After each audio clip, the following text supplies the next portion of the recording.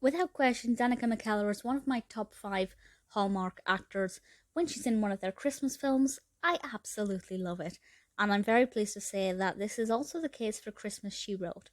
This was released in 2020, directed by Terry Ingram, written by Andrea and stars Danica McKellar as our protagonist Kayleigh, alongside Dylan Neal as our protagonist-antagonist Tripp.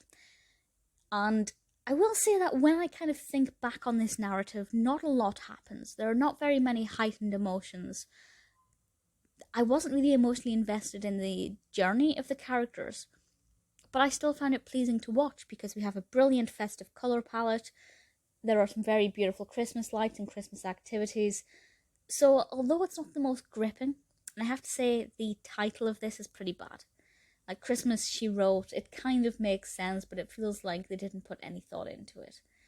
But if the title is the worst thing about this, then I think it's doing okay. So I will say it's not the most compelling, it's not the most gripping. I didn't really care how it resolved itself. But I still enjoyed watching it. I enjoyed the journey, if not the destination. Kayleigh is fired from the newspaper she writes at when Tripp comes along and takes over the running of things. But actually, the big boss who runs the entire newspaper demands that Kayleigh is rehired because there's a lot of love for her column.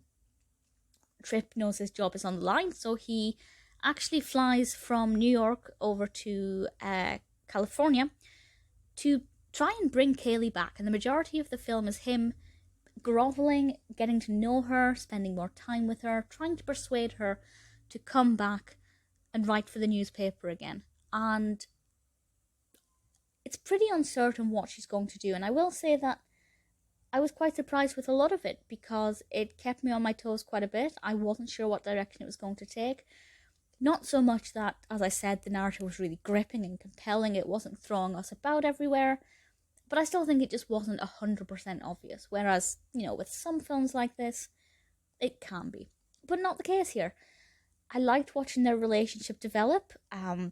I don't think it was too over the top. A lot of Hallmark films, the characters meet each other and it's love at first sight and they're married within the first day.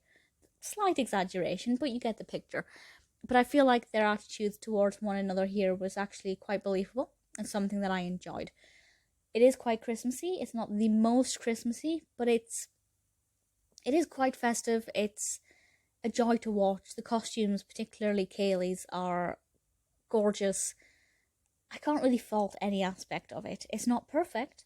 The narrative could have been more engaging, but ultimately, it was a decent concept. I think the execution was very good. It probably will get you in the Christmas spirit a little bit, but it's not the first one I'd recommend from Hallmark if you are looking for the film to get you in the festive mood. Christmas She Wrote is not perfect, but one that I'm still very happy to recommend.